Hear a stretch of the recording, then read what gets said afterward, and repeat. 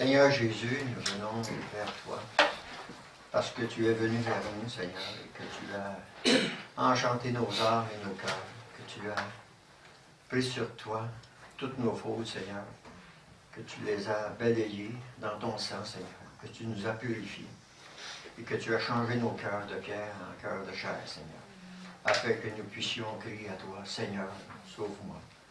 Alors, Seigneur, on veut te remercier de cette grâce si profonde et si éternelle, Seigneur, que tu as eue dès le commencement envers nous. Alors, Seigneur, on veut te servir, te chanter, te louer, t'ouvrir nos cœurs, nos oreilles, Seigneur, afin que tu nous enseignes tes voies, que l'on puisse marcher dans les œuvres que tu as préparées pour nous, d'avance, que l'on fasse connaître ton nom, Seigneur, si grandiose et si merveilleux. Au nom de ton Fils Jésus-Christ. Amen. Amen. Tournons dans Ésaïe chapitre 6.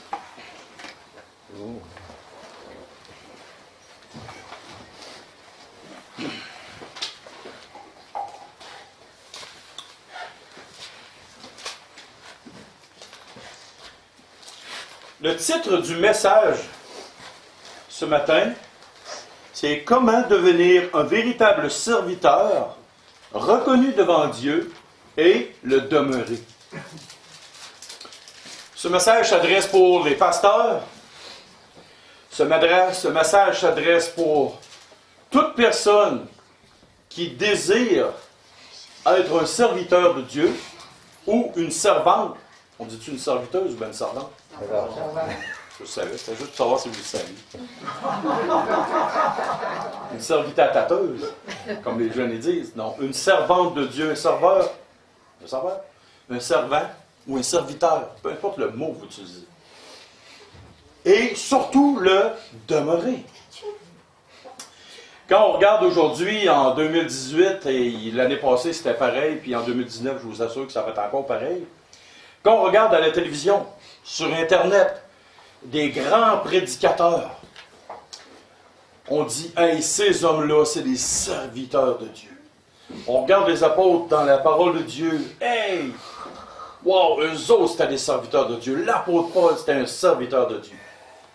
Mais qu'en est-il des moindres petits serviteurs de Dieu qui n'ont à peu près aucun impact visuel dans la majorité du monde? Si on prend l'exemple de Noé, était-il un serviteur de Dieu? Oui. Un prédicateur de justice. Oui. C'était clair, net et précis. Qu'est-ce qu'un serviteur? Un serviteur, c'est quelqu'un qui obéit à qui? À son maître. Donc, le moindre petit disciple qui obéit à son maître est un serviteur de Dieu. La grandeur de son ministère ne dépend pas de l'homme ou de la femme, mais dépend de la souveraineté de Dieu. Dieu est souverain dans nos vies et il décide, toi James, ou toi Robin, ou toi Jean-Pierre, Jacques, Jean-Guy, je ne sais pas trop qui, il dit, je te départis dans un temps dans ta vie, ça peut être court, ça peut être moyen, ça peut être toute ta vie, mais je te départis tel ministère. Et le Seigneur Jésus enseignait, à celui qu'on confie beaucoup, on va redemander beaucoup. Donc, ceux qui ont des grands ministères vont lui être redemandés beaucoup. Ceux qui ont des moyens ministères, moyennement redemandés, des petits ministères. Mais, par exemple, si tu as été à la bonne place, au bon moment, comme le maître disait qu'il t'avait parlé, il t'avait donné ce ministère-là, il va te dire, bon et fidèle serviteur, entre dans la joie de ton maître. De là, la parabole des mines, toi, je t'en ai confié 5, 2, 1, comment l'as-tu multiplié? Comment as-tu prospéré avec ce que je t'ai confié? Mais comment devenir un serviteur reconnu par Dieu et le demeurer? Ça, c'est le titre. Premièrement, c'est comment devenir un serviteur. Il y en a qui se disent serviteurs, mais ils ne sont pas reconnus par Dieu. Il y en a d'autres qui sont serviteurs, reconnus par Dieu, mais pas reconnus par les hommes. Il y a toutes sortes de catégories dans ces choses-là. Mais qu'est-ce qui est le plus important? D'avoir un ministère super gros, super grandiose, ou de vraiment être à la bonne place que le maître t'a dit. Je connais un homme un jour qui m'a dit, ça fait 35 ans que je fais ça, mais c'était pas ça au début que le Seigneur m'avait appelé à faire. T'auras rien, t'auras zéro. T'étais pas à la bonne place. T'étais appelé pour faire quelque chose, t'as fait d'autres choses. Totalement d'autres choses. Il y a plusieurs points dans le chapitre 6 ici qu'on va voir. On va aller du verset 1 au verset 8. On va se remettre dans le contexte. L'année de la mort du roi Osias, je vis le Seigneur assis sur un trône très élevé, et les pans de sa robe remplissaient le temple. Qui était Osias? On va tourner dans 2 Chroniques, chapitre 26, versets 1 à 5. 2 Chroniques, ça c'est tout de suite après 1 Chronique. Ça c'est clair. Hein? Dans l'Ancien Testament, 2 Chroniques, chapitre 26, versets 1 à 5. Et c'est écrit, tout le peuple de Juda prit Osias, âgé de 16 ans, et l'établit roi à la place de son père Amathia. Osias rétablit Élot, rebâtit Élot, et la fit rentrer sous la puissance de Juda, après que le roi fut couché avec ses pères. Osias avait 16 ans lorsqu'il devint roi, et il régna 52 ans à Jérusalem. Sa mère s'appelait Jécolia de Jérusalem. Il fit ce qui est droit aux yeux de l'Éternel, entièrement comme avait fait Amathia, son père. Il s'appliqua à rechercher Dieu pendant la vie de Zacharie, qui avait l'intelligence des visions de Dieu. Et dans le temps où il rechercha l'Éternel, Dieu le fit prospérer. Oh! Hey, jeune homme prometteur, attaché à l'Éternel, un cœur qui voulait suivre le Seigneur. Et il était un véritable homme qui voulait servir Dieu. Il n'y avait pas de période d'adolescence dans ce temps-là. À 16 ans, tu étais un homme, puis il fallait que tu emboîtes le pas. Puis tu n'avais pas le temps, comme un roi à 16 ans, de faire une crise d'adolescence. C'était pas question. Mais là, on va aller voir quelque chose un petit peu plus loin. Au verset 16 à 23, qu'est-ce qui s'est passé? Mais lorsqu'il fut puissant, son cœur s'éleva pour le perdre. Il pécha contre l'Éternel, son Dieu. Il entra dans le temple de l'Éternel pour brûler des parfums sur l'autel des parfums. Le sacrificateur Azaria entra après lui, avec 80 sacrificateurs de l'Éternel, hommes courageux qui s'opposèrent au roi Osias, et lui dirent, « Tu n'as pas le droit, Osias, d'offrir des parfums à l'Éternel. Ce droit appartient aux sacrificateurs, fils d'Aaron, qui ont été consacrés pour les offrir. Sors du sanctuaire, car tu commets un péché, et cela ne tournera pas à ton honneur devant l'Éternel Dieu. » La colère s'empara d'Osias, qui tenait un encensoir à la main. Et comme il s'irritait contre les sacrificateurs, la lèpre éclata sur son front, en présence des sacrificateurs, dans la maison de l'Éternel, près de l'autel des parfums. Le souverain sacrificateur Azaria et tous les sacrificateurs portèrent les regards sur lui, et voici, il avait la lèpre au front. Ils se mirent précipitamment dehors. Et lui-même se hâta de sortir parce que l'Éternel l'avait frappé. Le roi Osias fut lépreux jusqu'au jour de sa mort, et il demeura dans une maison écartée comme lépreux, car il fut exclu de la maison de l'Éternel. Et Jotam, son fils, était à la tête de la maison du roi et jugeait le peuple du pays. Le reste des actions d'Osias, les premières et les dernières, a été écrit par Isaïe, fils d'Amoth, le prophète. Osias se coucha avec ses pères et l'on l'enterra avec ses pères dans le champ de la sépulture des rois. Car on disait, il est lépreux, et Jotam, son fils, régna à sa place. Voici un jeune homme qui avait bien commencé et qui a très mal fini. Quand il fut puissant, son cœur s'est élevé. Et c'est là qu'il a arrêté, à partir de son cœur, c'est là qu'il a arrêté à être un serviteur qui était utile dans les mains du Seigneur. Et il a dit, Seigneur, plus besoin de ça, Je vais m'organiser, je vais faire à ma tête, puis je vais y aller comme je pense. Malheureusement, aujourd'hui, dans notre société dans laquelle on vit, la parole de Dieu est très claire, il n'y a pas rien de nouveau sous le soleil. Malheureusement, dans la société dans laquelle on vit, quand tu regardes plusieurs assemblées chrétiennes, on voit qu'il y a des ouvriers, des pasteurs, et même des gens qui sont dans des conseils d'administration d'église. On voit toutes sortes de personnes, et il y a des hommes droits encore, même si on a une grosse assemblée. Comme est-ce qu'il y en a qui ont des petites assemblées, il y en a qui ont un cœur droit, qui veulent servir le Seigneur. Et il y en a d'autres aussi dans les églises locales qui n'ont pas un cœur droit. Prenez l'Épître aux Corinthiens. Est-ce qu'on avait beaucoup de serviteurs authentiques de l'Éternel dans cette assemblée? Oh, non. Leur cœur s'était enflé.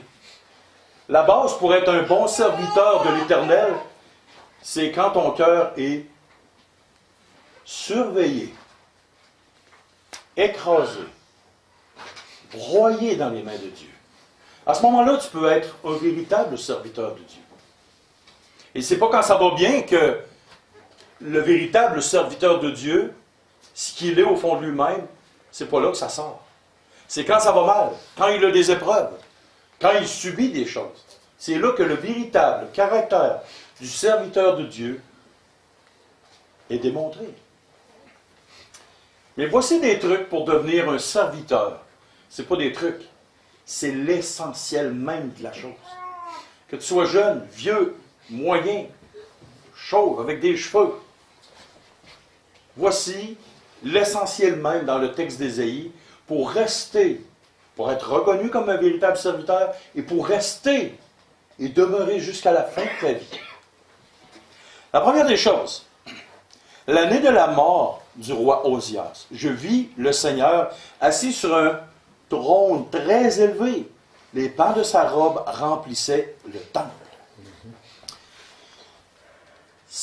Premier point, si nous voulons véritablement être un serviteur de Dieu qui va demeurer jusqu'à la fin, il est essentiel de voir Dieu sous 3 aspects. Le premier, assis sur un trône. Qu'est-ce que ça veut dire quand quelqu'un est assis sur un trône? Il est le roi des rois, il est souverain sur tout. Souverain sur tout. Donc, ce qui m'arrive dans ma vie, ce qui vous arrive dans votre vie, ce qui nous arrive dans notre vie, il est permis par Dieu. Peu importe ce qui arrive, peu importe où vous allez aller, peu importe qu'est-ce qui va vous arriver, sachez une chose, que Dieu est souverain et c'est lui qui a décidé. Posons la question. Quel serait le cœur d'une jeune maman si Dieu décidait d'enlever la vie de son enfant? Oh! Est-ce que tu dirais gloire à Dieu? Qu'est-ce que serait le cœur d'un grand-père si Dieu enlevait tout d'un coup les enfants, plein d'enfants? Est-ce que cet homme-là dirait gloire à Dieu, Dieu est souverain, Dieu te contrôle? Ça, rappelez-vous, c'est dans les pires choses que c'est là que le véritable cœur du serviteur se dévoile. C'est de voir le Seigneur qu'il est souverain. Et on dit très élevé, il est assis sur un trône, pas juste un trône en face de nous, il est assis sur un trône très élevé. Qu'est-ce que ça veut dire? Ça veut dire littéralement, ça doit nous porter à l'humilité. Si lui, il est très élevé et très puissant, nous sommes quoi devant lui? Nous sommes petits, faibles et misérables. On va tourner dans 1 Pierre 5,5, s'il vous plaît. De même, vous qui êtes jeunes, puis les grands-papas aussi, vous êtes jeunes, vous dites que vous avez toujours un cœur jeune encore. Fait que ça s'applique aussi à ceux qui ont les cheveux blancs. De même, vous qui êtes jeunes, soyez soumis aux anciens. Et tous, dans vos rapports mutuels, revêtez-vous d'humilité, car Dieu résiste aux orgueilleux, mais il fait grâce aux humbles. Humiliez-vous donc sous la puissante main de Dieu, afin qu'il vous élève au temps convenable. Et déchargez-vous sur lui de tous vos soucis, car lui-même prend soin de vous. l'humilité. Si lui, il est très extrêmement élevé, voyons-nous de plus en plus comme étant de plus en plus faible. Qu'est-ce que Jean-Baptiste disait de Christ quand que Christ était sur le point d'être au ministère public? Je ne suis pas digne de délier la courroie de ses sandales. Donc, plus que nous allons voir Dieu dans sa splendeur, dans sa grandeur, dans sa puissance, plus que nous devrions ressentir le sentiment d'humilité. Parce que si nous ne sommes pas humbles, croyez-moi sincère, véritablement, ça peut faire très mal. Au point de perdre de même 2 tiers de ton poumon. Et un autre facteur, dans les pans, et les pans de sa robe remplissaient le temple. Si on dit, mesdames, vous avez une très belle robe, qu'est-ce que ça va faire? Ça va vous rehausser votre beauté, votre charme. Mais Dieu, qu'est-ce qu'il est? Il est d'une splendeur incroyable, d'une beauté absolue. Qu'est-ce que ça nous parle? Ça nous parle d'adoration. Première des choses, savoir qu'il est souverain en toutes choses. Qu'il est au contrôle de toutes choses. Que lui, il est très élevé. Nous, on devrait être humiliés. S'humilier devant lui, s'humilier devant sa main. Et la troisième des choses, voir qu'il est splendide, extraordinaire, extrêmement beau. Première des bases. Verset 2. Des séraphins se tenaient au-dessus de lui. Ils avaient chacun 6 ailes, dont deux dont ils se couvraient la face, 2 dont ils se couvraient les pieds, 2 dont ils se servaient pour voler.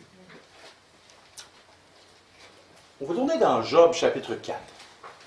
Verset 12 à partir du verset 12.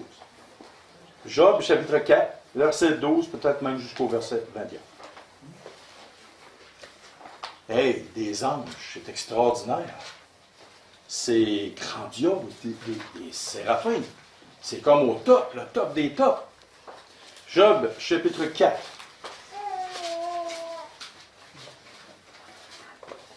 À partir du verset 12. Une parole est arrivée furtivement jusqu'à moi, et mon oreille a recueilli les sons légers, au moment où les visions de la nuit agitent la pensée, quand les hommes sont livrés à un profond sommeil. Je fus saisi de frayeur et d'épouvante, et tous mes os tremblèrent. Un esprit passa près de moi. Tous mes cheveux se hérissèrent. Une figure d'un aspect inconnu était devant mes yeux, et j'entendis une voix qui murmurait doucement. L'homme serait-il juste devant Dieu? Serait-il pur devant celui qui l'a fait? Si Dieu n'a pas confiance en ses serviteurs, s'il trouve de la folie chez ses anges, combien plus chez ceux qui habitent des maisons d'argile, qui tirent leur origine de la poussière et qui peuvent être écrasés comme un vermisseau. Du matin au soir, ils sont brisés, ils périssent pour toujours, et nul n'y prend garde. Le fil de leur vie est coupé, ils meurent, ils n'ont pas acquis la sagesse. La parole de Dieu nous enseigne que même Dieu trouve de... Qu'est-ce qu'il trouve chez ses anges? De la folie. Nous, humains, on voit des anges parfaits, impeccables, saints. Wow, c'est incroyable. Mais Dieu lui-même trouve de la folie chez les anges. Et pourquoi ces anges-là, qui sont splendides, incroyables, beaux, c'est des êtres d'une puissance extraordinaire. Job, dans le livre de Job, voit, il y a eu un esprit. Mes os ont été pris, tout a été terrible. Et Dieu trouve de la folie dans ses anges. Mais là, imaginons 30 secondes, pourquoi ces séraphins-là, qui sont plus élevés en gloire que les anges, se couvrent le visage, se couvrent les pieds? Pourquoi, selon vous? Vous voyez l'humilité, mais c'est que devant Dieu, ils se sentent indignes. Ils se sentent indignes. Quand Christ est arrivé auprès de Pierre, quand il était dans la barque, qu'est-ce que Pierre a fait? s'est tiré dans l'eau parce qu'il était nu. Il a dit, Seigneur, et je ne suis pas digne. Éloigne-toi de moi. La présence même de Dieu démontre clairement, net et précis, que chaque être, chaque créature est indigne d'être auprès de Dieu. Même les séraphins, qui sont parfaits en gloire, sont indignes. Et ils cachent leur visage, ils cachent leurs pieds. Ils ne sont pas dignes de voir ce qu'ils voient, et ils ne sont pas dignes de marcher. Parce que les pieds dans la parole de Dieu, ça représente la marche pour Dieu. Ils ne sont pas dignes de marcher pour lui, ils ne sont pas dignes de regarder sa gloire. Et leurs ailes restent en fonction pour les faire voler, parce qu'ils veulent quand même servir. Voyez-vous, le deuxième fondement, c'est de reconnaître que Dieu n'a pas besoin de nous et que littéralement, nous sommes indignes de le servir. Mais que c'est une grâce de Dieu qui nous permet de le servir. Et il y a des serviteurs, exemple, prenez l'exemple. Si moi je dirais, si moi je ne suis plus à l'Assemblée comme pasteur, c'est bien de valeur, l'Assemblée va tomber, elle ne subsistera pas. Hey, si Dieu veut que le premier ministre des États-Unis vienne là, dimanche prochain, il va venir là. Si Dieu décide qu'il y a un pays au complet qui est rasé, le pays va être rasé au complet. Quand Dieu va dire c'est fini avec la terre, c'est fini. Le feu va pogner. Nous ne sommes pas indispensables. Nous sommes simplement des serviteurs et c'est une grâce que Dieu nous permette de le servir. Il ne faut pas se prendre pour le nombril du monde.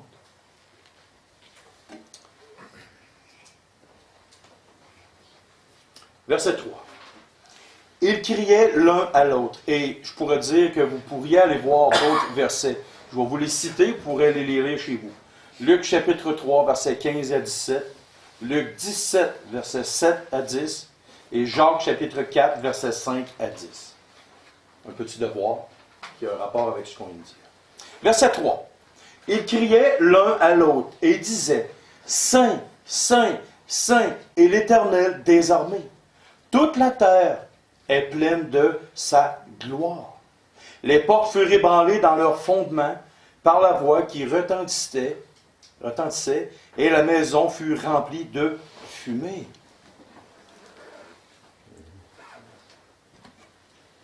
Quels sont les attributs de Dieu qui ne sont pas transmissibles à l'homme? L'immuabilité, on va en nommer quelques-uns, on ne peut pas toutes les nommer parce que c'est pas un cours de théologie systématique qu'on fait. L'immuabilité, l'omniprésence, l'omnipotence, l'omniscience. Qu'est-ce que ça veut dire? Que Dieu, il sait toutes choses, il est présent partout, ces choses-là. Mais il a un attribut, quelque chose de spécifique, qui est nommé dans la parole et qu'on voit là, et à le seul endroit. Est-ce que Dieu est 3 fois immuable? Non. Il est immuable. Est-ce que Dieu est 3 fois omniprésent? Non.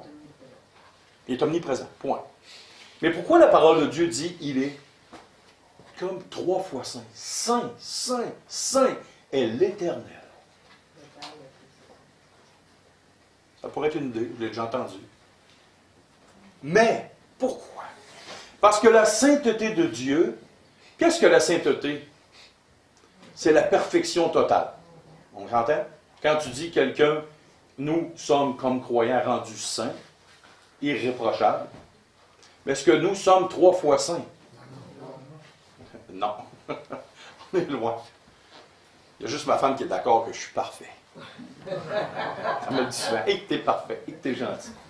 Mais sérieusement, si on dit que tout est saint, les anges sont saints, ce qui est dans la présence de Dieu est saint, parfait, irréprochable. Nous, un jour, on va être officiellement, d'un bout à l'autre, d'en haut jusqu'en bas, saint, irréprochable, parfait. Notre position, on est saint devant Christ, comme en tant qu'Église, en tant que croyant, à cause du sang de Christ. Mais quand on dit que Dieu est saint, saint, saint, c'est qu'il est 3 fois parfait. Essayez de s'imaginer, pas juste une fois parfait, 3 fois parfait. Donc, si c'est ça qui caractérise l'Éternel Dieu, pensez-vous sérieusement que la sainteté, chez ceux qui appartiennent à Dieu, ne devrait pas faire partie de leur vie? Oh! Aujourd'hui, ce qu'on fait quand on attire des gens dans les églises, on attire plein de monde à toutes sortes de choses. Mais c'est rare qu'on leur parle qu'il faut qu'ils soient saints, qu'ils marchent dans la sainteté, qu'ils abandonnent le plus possible le péché. Mon beau-père, dernièrement, écoutait un reportage, il y avait un pasteur qui prêchait la parole, et quand il sortait de l'église, il vendait de la drogue. What? What? En allemand, je ne sais pas comment on dit ça, là.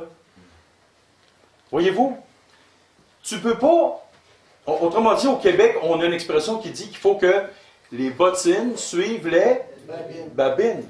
La Bible dit qu'il faut que tes œuvres soient en parfait accord avec ta foi. Tu dis comme chrétien que tu es mort à toi-même. Tu dis comme chrétien que tu veux suivre Dieu, mais tu dis... Non, tu dis pas.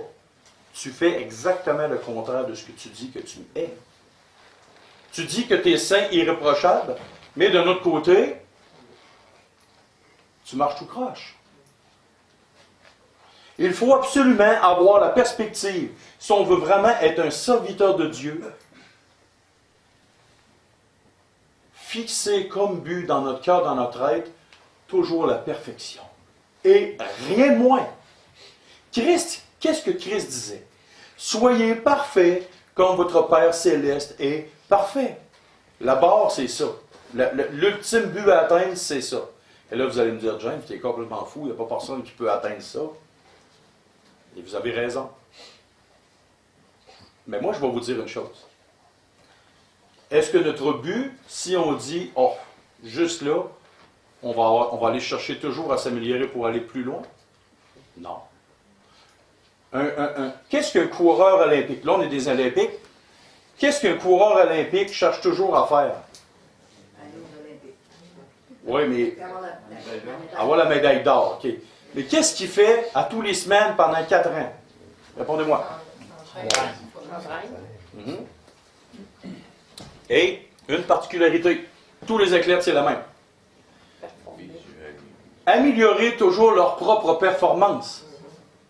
Si je peux gagner 1/100 de seconde, je peux se gagner une demi-seconde, une fraction de seconde, je peux toujours en gagner une de plus. Et là, il s'en va, puis il bûche, puis il travaille. Le chrétien, c'est la même chose. L'apôtre Paul il disait, celui qui n'a pas combattu selon les règles, qu'est-ce qui arrive? Il n'y a pas de récompense. Il n'obtient pas la couronne. Mais se battre selon les règles, c'est tu as suivi le bon combat, tu as combattu le bon combat. Mais une partie du combat, c'est la sainteté. Tu ne pourras jamais être reconnu, nous ne pourrons jamais être reconnus comme un véritable serviteur de Dieu si nous ne cherchons pas la sainteté tout le temps. Je pose une question à une femme à l'Assemblée. La mienne. Aimerais-tu revenir en arrière avec moi? Elle me dit quoi? Non. T'es-tu content d'être rendu ce que tu es rendu là? Mais tu veux que ça reste comme ça, hein? Non? Ah ouais, dis-le, j'ai des affaires à changer. Elle dit, j'ai hâte que tu aies 50. Puis à 50, elle dit, ah, ça va être le fun quand tu vas avoir 60. J'espère que ça ne sera pas trop long parce que je vais avoir du travail à faire pas pour rire. Voyez-vous, c'est tout le temps ça. Oui, on part d'un point de départ, mais ce n'est pas une raison pour dire, ah ben, ça ne me tente pas de faire d'efforts, je n'en ferai pas. En réalité, là, est-ce que Marie cherche à s'améliorer pour plaire à sa femme ou en premier lieu pour plaire au Seigneur? Pour plaire au Seigneur. Ce n'est pas une question d'avoir peur de lui. Hey, si je m'organise, je vais en manger tout au tribunal de Christ. Non. Un jour, j'ai posé quelque chose à un jeune homme. Je lui ai dit, pourquoi tu veux faire des efforts? Parce que tu aimes ta copine. Il m'a dit, oui, je vais faire des efforts parce que j'aime ma copine. Ah, OK. Est-ce que ça pourrait être la même chose avec Dieu? Je vais faire tous les efforts du monde entier Pas parce que j'ai peur de me faire frapper par Dieu, mais parce que j'aime Dieu. Parce que j'aime Dieu. Et Christ, il n'arrivait pas avec un bâton, une verge, puis une chaîne, puis dire, le premier qui ne me suit pas, je le frappe. Puis le disciple, et le disciple qui ne me suit pas, je vais le frapper. Non. Si tu m'aimes, Pierre, m'aimes-tu? Paix mes brebis. Le rapport qu'il y a entre Dieu et la créature, Dieu sait très bien qu'on n'arrivera jamais sur la terre à être parfait. Mais Dieu te dit, suis mon fils. Et mon fils t'encourage à la sainteté. La parole de Dieu t'encourage tout le temps à la sainteté. Fait qu'il faut avoir en tête la sainteté de Dieu. Il faut l'avoir pour pouvoir marcher sur ses pas. On va avoir un texte, s'il vous plaît. Dans 1 Pierre 1, 13 à 19. C'est pourquoi, saignez les reins de votre entendement. Ça commence par l'entendement. Soyez sobres et ayez une entière espérance dans la grâce qui vous sera apportée lorsque Jésus-Christ apparaîtra. Comme des enfants obéissants, ne vous conformez pas aux convoitises que vous aviez autrefois, mais comme quand vous étiez dans l'ignorance. Maintenant, vous savez. Mais puisque celui qui vous a appelé est saint, vous aussi soyez saints dans toute votre conduite. Selon qu'il est écrit, vous serez saints car je suis saint. C'est une phrase dans l'Ancien Testament, dans Lévitique 19, 2. Et si vous invoquez comme Père celui qui juge selon l'œuvre de chacun, sans favoritisme, conduisez-vous avec crainte pendant le temps de votre séjour sur la terre. Vous savez que ce n'est pas par des choses périssables, par de l'argent ou de l'or, que vous avez été rachetés, de la vaine manière de vivre que vous aviez hérité de vos pères, mais par le sang précieux de Christ, comme d'un agneau sans défaut et sans tache. Voyez-vous, il y a quelqu'un qui vous a acheté. Vous vous appartenez plus vous-même. Vous appartenez à Christ. Dieu, Christ, c'est la même chose. En passant dans le texte d'Ésaïe, dans Jean 12, 39 à 41, Ésaïe, en réalité, c'est Christ qui a vu dans la vision-là. Et je répète le texte. Jean, chapitre 12, verset 39 à 41. En réalité, ce qu'Ésaïe a vu, c'est Christ assis sur le trône. Donc, Christ et Dieu sont saints. 3 fois saints. Donc, il nous appelle à être saints. Parce qu'on a été rachetés par eux. On ne devrait plus se conformer à comme on était avant, mais on devrait toujours marcher de plus en plus vers la sainteté. Ça, c'est un autre point principal. D'autres textes que vous pourriez lire dans Genèse 39, 5 à 12 et dans 1 Jean 2, 3 à 6. Si nous avons péché, nous avons un avocat auprès du Père qui, lui, est mort pour nous, qui intercède pour nous, qui parle pour nous. Verset 5. Alors je dis, malheur à moi, je suis perdu, car je suis un homme dont les lèvres sont impures. J'habite au milieu d'un peuple dont les lèvres sont impures, et mes yeux ont vu le roi, l'Éternel des armées.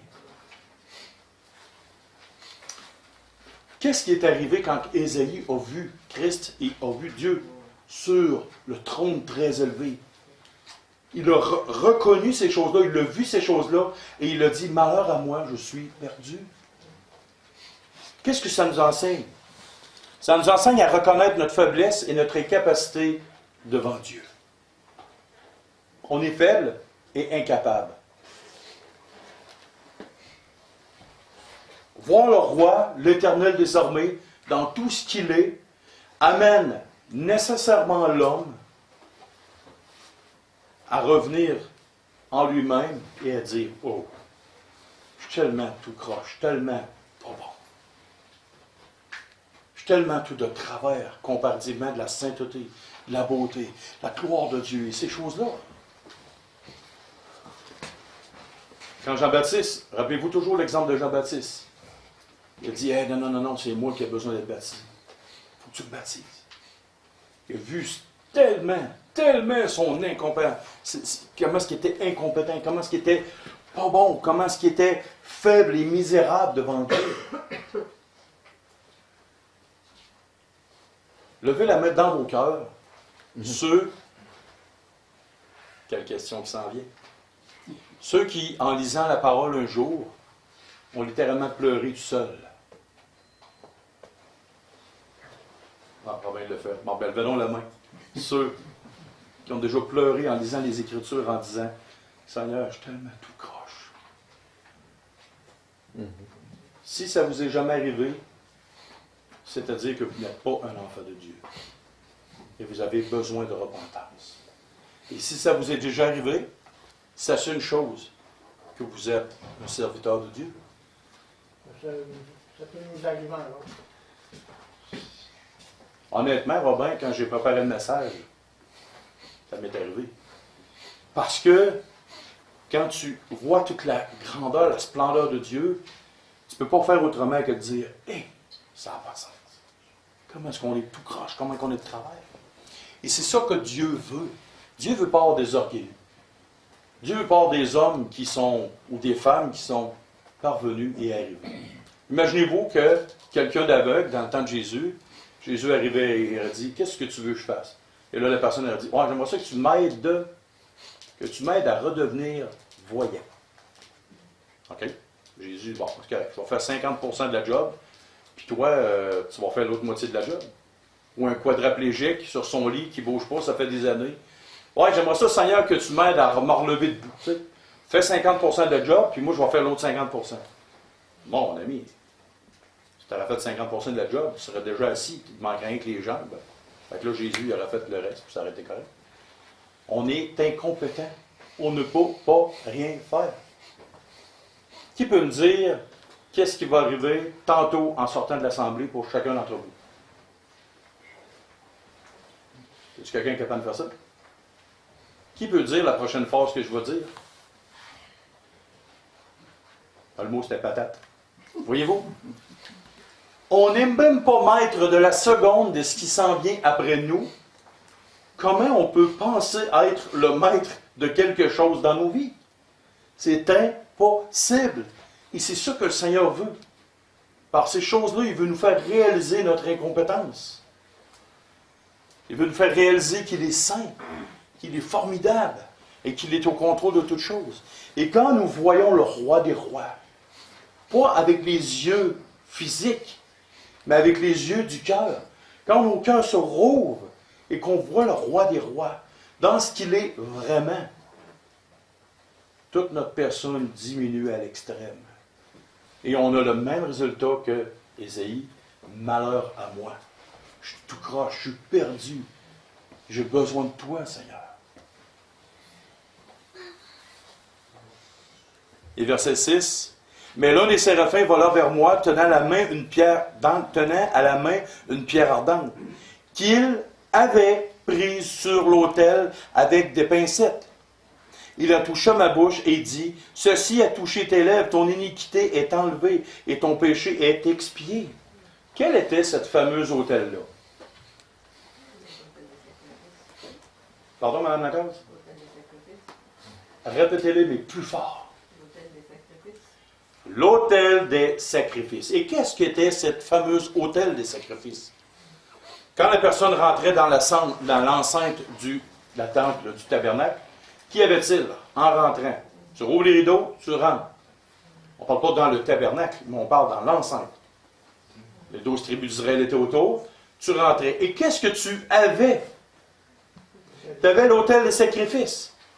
Le sacrifice était là. Le sacrifice était mis. Après le sacrifice, il y avait quoi? La cuve des reins avec de l'eau. La culpabilité de l'homme. On ne parle pas dans l'aspect de Christ, pour sa marche.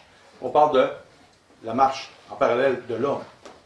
Christ est une chose, la marche de l'homme. Il y avait l'autel des sacrifices. La cuve des reins pour nettoyer et purifier. Aujourd'hui, on lave les péchés par le sang de Christ, oui, par le sacrifice, oui, mais je n'irai pas trop loin, je vais me concentrer juste sur l'autel.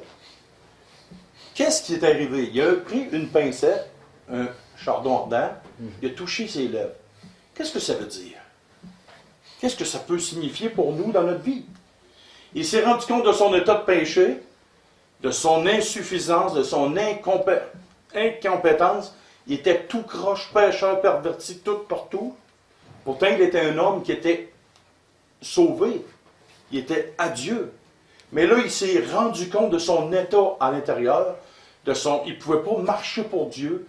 Et qu'est-ce qui est arrivé? Pour nous, comme chrétiens, aujourd'hui, c'est de revenir au pied de la croix.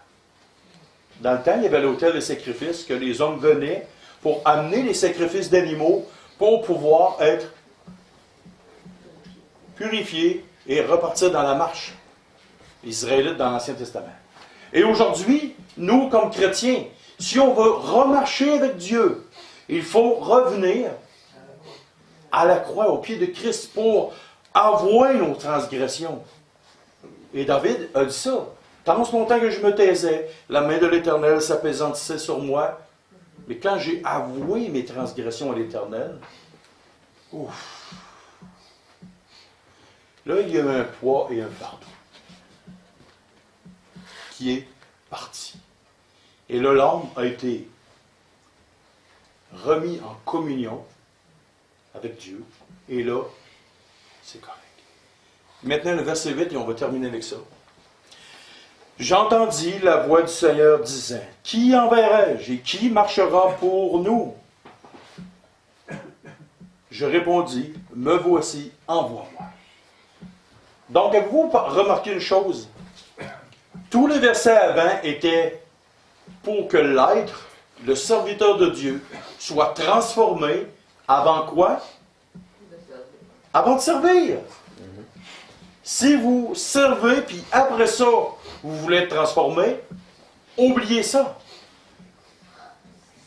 C'est comme si tu voudrais rouler à 100 km/h avec un skidoo à reculons. Qui veut s'essayer? C'est comme si vous essayez de... vous prenez un traîneau, et vous allez au village des sports, vous vous mettez en haut de la pente, en bas de la pente, puis là, vous essayez de glisser vers le haut. Essayez ça de glisser vers le haut. C'est sûr que si vous partez très très haut, vous en relevez, ça va faire un step de même. Là. Vous allez glisser vers le haut. Mais voyez-vous, on ne peut pas mettre la charrue en avant des bœufs. Tu ne laboures pas avec une chose pour labourer en avant du tracteur. Une herse qu'on appelle pour labourer, là. Tu ne peux pas mettre une herse en avant d'un cheval ou en avant d'un tracteur. Tu vas avoir des méchants problèmes. OK? Ben, voyez-vous, avant de servir Dieu, il faut être totalement consacré. Il faut que ces choses-là fassent partie intégrante de nos vies pour servir le Seigneur. Puis s'il vous plaît, attendez pas d'être rendu totalement au poil pour servir le Seigneur. Parce que ces deux choses-là, il faut qu'ils fassent partie intégrante de nos vies à tous les jours. Si vous êtes appelé à faire un ministère, ou à prêcher, ou à enseigner, ou à faire un ministère quelconque, il y a différents dons spirituels, il y a différents ministères, il ne faut pas trop attendre. Attendre pas trop longtemps, Linda, non plus. Je vais te donner ce que je t'avais promis. On avait parlé l'autre fois, là. Et voyez-vous, il faut absolument que ces deux choses-là fassent partie intégrante de nos vies.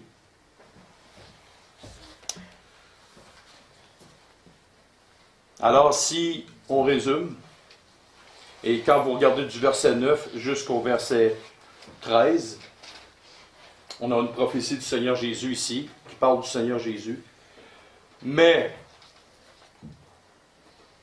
si on relit le texte, mettons là, il dit alors, va et dit à ce peuple, vous entendez et vous ne comprendrez point. Vous verrez et vous ne saisirez point. Rends insensible le cœur de ce peuple, endurcis ses oreilles, bouche-lui les yeux, pour qu'il ne voie point de ses yeux, n'entende point de ses oreilles, ne comprenne point de son cœur, ne se convertisse point et ne soit point guéri. Ça, vous avez trouvé ça dans Matthieu 13, versets 14 et 15, textuellement. Alors, voyez-vous, puis le résultat de ce que vous faites, même si aux yeux des gens, il n'y a pas de résultat, continuez pareil dans cette chose-là. Y a-t-il eu des résultats dans la régénération de Noé? À part les 8 qui étaient dans l'arche, et tous les animaux, aucun résultat. Gédéon est parti avec combien d'hommes? Il a fini avec combien d'hommes? 300. Il était combien au début? 10 000. 30 000? 10 000? En tout cas, humainement parlant, ça ne valait pas grand-chose. Les gens autour de la muraille de Jéricho, Ils ont-tu monté avec des échelles, des arcs, des poulies, puis toutes sortes d'affaires? Non. Ils ont tourné autour, puis ils ont mis des chants, pas des chants, mais de la musique, des instruments. Au 7e tour, les murailles ont tombé, puis là, paf. Voyez-vous, c'est pas ce qui touche visuellement à ce que les hommes voient qui est important. Mais ce qui est important aux yeux de Dieu, ce qui touche le cœur de Dieu, ce qui est important aux yeux de Dieu, c'est ça qui est important. Vaut mieux plaire à Dieu que de plaire aux hommes. Si encore je plaisais aux hommes, je ne plairais pas à Dieu. Laissons faire ce que la majorité pense dans un ministère, mais jusqu'à là, tenons un break. Si on a une assemblée spirituelle et que cette assemblée spirituelle-là reconnaisse chez un frère ou une sœur un don, c'est parfait. Ce frère-là ou cette sœur-là devrait faire ce ministère-là. Mais si toute une assemblée complète spirituelle ne reconnaisse rien chez lui ou chez elle, elle devrait mettre un pied sur le break. Ça, c'est une règle, mais bonne jusqu'à 90%. Robin était témoin. Dans mon cas, ils m'ont déjà dit que je ne serais jamais capable d'enseigner et de prêcher de la parole. Une assemblée complète s'était trompée. Je n'ai vu d'autres pour d'autres cas, d'autres jeunes hommes, d'autres vieux monsieur, d'autres madames, qui avaient des dons, des talents extraordinaires, mais à cause du péché. Mais ces gens-là n'ont pas pu être. Ils ont été étouffés aussi. Donc, c'est toujours de mettre ça en prière devant Dieu. Mais n'empêche que chaque petite chose qu'on fait pour servir Dieu dans la sphère que Dieu nous a donnée comme compétence, ben, il faut le mettre au service de Dieu. Et un autre principe aussi, en terminant, il faut faire attention aussi pour ne pas tuer notre Égyptien trop de bonheur. Et qu'est-ce que je veux dire par là? Dieu avait dit quoi à Moïse? C'est toi, tu vas être le grand libérateur du peuple d'Israël. Est-ce qu'on est d'accord avec ça? Est-ce que vous pensez que Moïse est allé trop vite?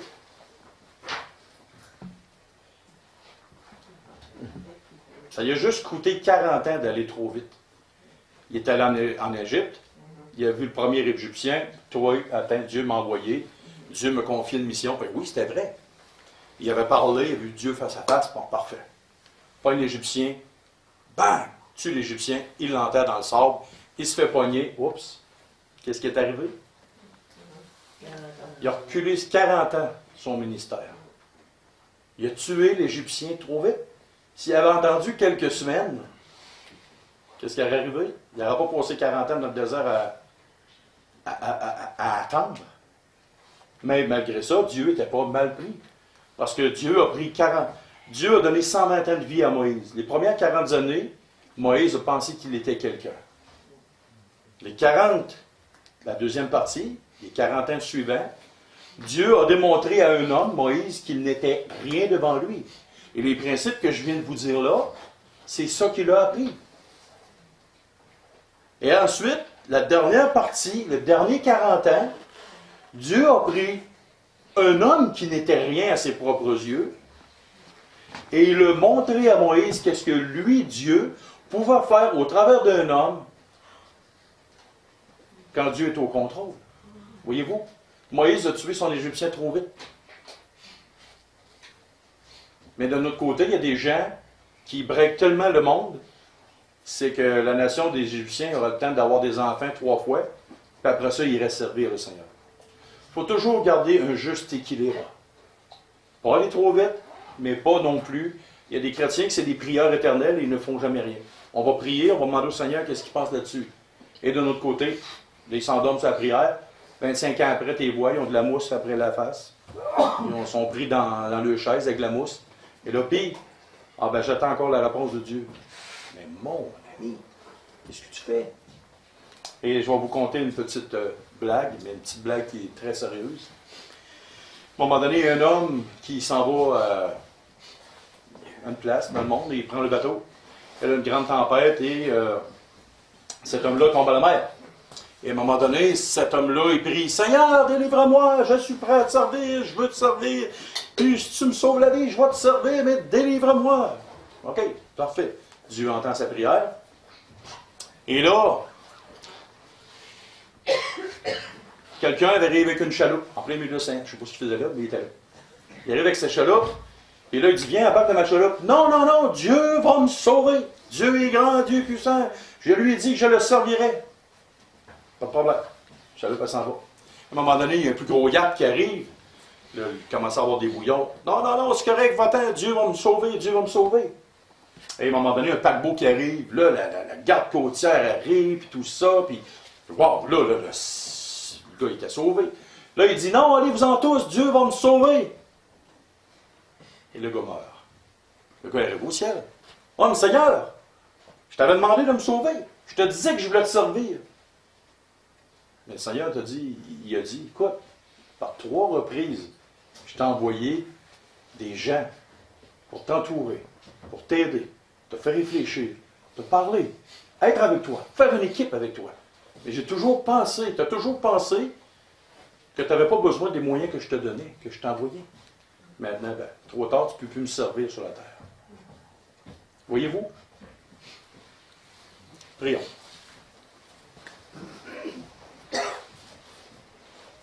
Seigneur Dieu et Père, merci pour ta parole. Merci pour ton enseignement.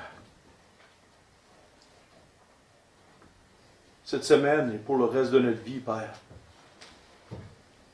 montre-nous à te voir. Révèle-toi à nous, Seigneur. On désire littéralement devenir ton serviteur, ta servante. C'est le plus grand désir, Seigneur. Démontre-nous que sur la terre, c'est tellement temporaire. La vie est tellement vite passée. Pour ceux et celles d'entre nous, Père, qui avons fait des erreurs comme chrétiens, nous te demandons pardon. Du plus profond de nos cœurs. Et donne-nous d'être comme Jacob, qui à la fin de sa vie a adoré, appuyé sur son bâton. Tant qu'il y a de la vie en nous, Père, on peut te servir. Alors, donne-nous de pouvoir te servir avec un cœur de serviteur. Comme toi, Père, tu veux qu'on soit. Détourne de nos cœurs, de nos regards, les pièges du diable qui vont nous empêcher dans le futur de pouvoir te servir.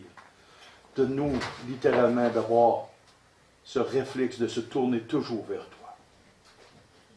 De jamais te mettre de côté, de jamais t'oublier. Et de toujours t'avoir devant les yeux de nos cœurs, Seigneur. Père, pour notre ordre d'idée, on veut te prier pour les offrandes, afin que ces offrandes soient bénies, afin que littéralement ton œuvre à Lévis puisse s'accroître spirituellement, premièrement, et deuxièmement, Père, s'accroître numériquement. Fais que cette assemblée puisse croître, grandir. Donne-nous d'avoir l'idée d'un travail d'équipe, afin que tout se fasse pour ta gloire, Seigneur. Donne-nous d'être fidèles dans nos présences. Donne-nous d'être fidèles dans nos cœurs, dans nos âmes, de s'attacher à cette assemblée qui est la tienne, Seigneur. Et c'est au nom de ton Fils, le Seigneur Jésus, qu'on prie. Amen. Amen. Amen.